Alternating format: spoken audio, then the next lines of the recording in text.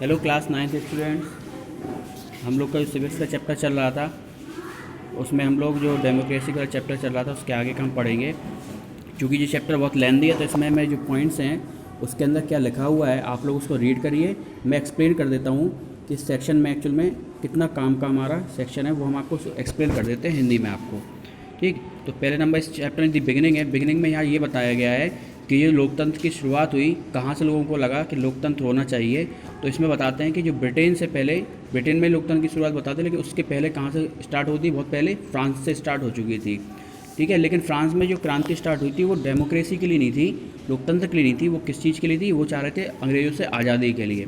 ठीक है, लेकिन उससे लोगों को इतनी प्रेरणा मिली, आज़ादी के लिए भी मिली, ब्रिटेन से आज़ाद चाह रहे थे। और कुछ देश ऐसे भी थे फ्रांस के जो चाह रहे थे जो राजशाही चल रही है, जो सामंतवाद चल रहा है, ठीक है, इनसे भी हमें आज़ादी मिले, लेकिन लोकतंत्र के लिए उस समय नहीं थी। लेकिन बाद में जब जब हमारा इसी ड्यूरेशन में अमेरिका ने अपने आप को क्या किया, आज़ाद घोषित कर दिया, और वहाँ पे उन्होंने क्या किया, स्थापना करी कि हम लोकतांत्रिक राज्य है। और इसलिए क्रांति जो मानी जाती है ब्रिटेन में ज़रूर स्टार्ट की मानी, लेकिन सबसे ज़्यादा पहले स्टार्ट हो गई थी फ्रांस से क्रांति स्टार्ट हुई थी, लेकिन बाद में लोकतंत्र के लिए लोग मांग ज़्यादा करने लगे। ये तो हमारे सेक्शन में इतना कवर हो जाएगा तुम्हारा। इसके बाद हम नेक्स्ट बात करते हैं।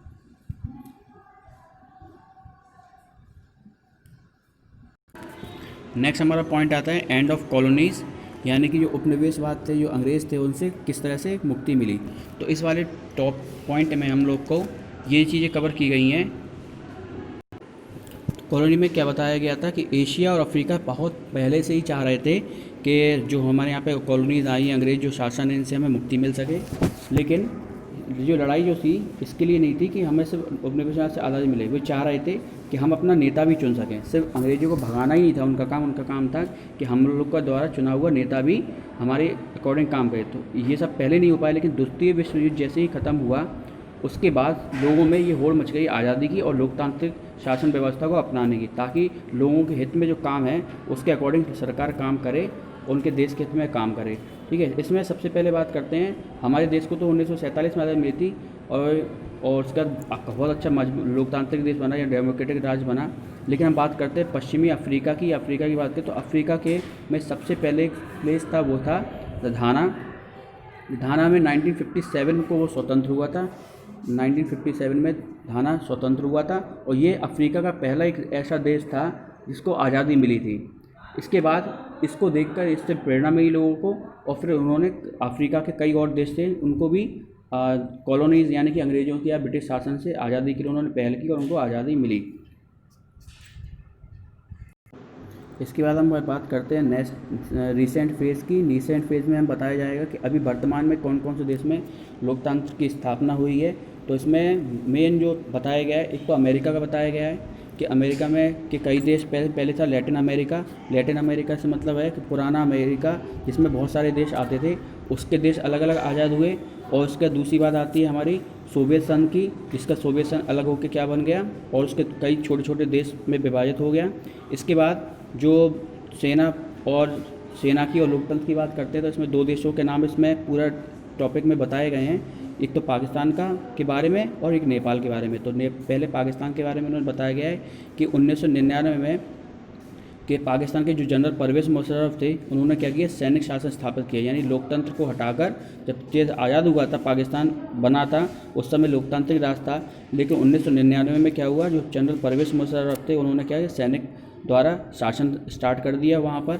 उसके बाद क्या हुआ, इसी ड्यूरेशन में 2005 की बात करें तो 2005 में जो वहाँ पर राजशाही शासन था उससे मुक्ति मिली नेपाल को, और वहाँ पे जो वहाँ के प्रधानमंत्री बने वो राम बनर यादव बने, और जो वहाँ के जो प्रधानमंत्री बने, राष्ट्रपति बने राम बनर यादव बने, और जो प्रधानमंत्री बने वो कमल दहल प्रचंड, दो लोग यहाँ के वो बने। और पाकिस्तान में भी जब उसका जनरल परवेज़ मुशर्रफ का शासन था फिर वहाँ पे भी लोग भड़क गए और उन्हें चाह रहे थे कि जन आंदोलन हुआ, और उन्होंने जनरल परवेज़ मुशर्रफ को उस पद से हटाने के लिए मांग की गई। और उसके बाद वहाँ पे चुनाव किए गए और वहाँ के जो यूसुफ राजा गिलानी उनको पाकिस्तान का प्रधानमंत्री बनाया गया। ये पूरी कहानी इसमें है। इसके अलावा एक और पॉइंट बताया गया, म्यांमार की क्रांति के बारे में इसमें बताया गया हुआ है कि म्यांमार में क्या हुआ था। तो म्यांमार में भी 1948 में म्यांमार आज़ाद हो गया था, इसके लोकतांत्रिक शासन वहाँ पे स्थापित हो गया था। लेकिन कुछ समय बाद वहाँ पे 1962 में वहाँ पे सैनिक तख्ता पलट हुआ। उन्होंने क्या किया, लोकतंत्र को अंत करके वहाँ पे भी सैनिक शासन स्थापित कर दिया गया। और वहाँ पे जितने भी लोग थे, वहाँ पे कोई भी सरकार सेना के अगेंस्ट कुछ भी बोलता था तो उसको क्या करते थे, नज़रबंद कर दिया गया। और इसी ड्यूरेशन में जो वहाँ के पहले नेता थे शान आन सू, उनको क्या हुआ, 15 सालों तक उन्होंने नज़रबंद करके रखा हुआ और 2010 में उनको क्या आज़ाद किया गया वहाँ से। इसके बाद 15 मार्च 2016 को चुनाव हुए वहाँ पे म्यांमार में, और वहाँ पे हितेन क्वाम को राष्ट्रपति चुना गया और विन मिंट को प्रधानमंत्री नियुक्त किया गया। इस तरह से ये पूरी क्रांति इसमें बताई गई है। ये वर्तमान समय में लोकतंत्र या डेमोक्रेसी की। आपको ये पूरा अपने हिसाब से रीड करना है। अगर इसमें कोई प्रॉब्लम आती है तो आप आके पूछ सकते हैं। Thank you.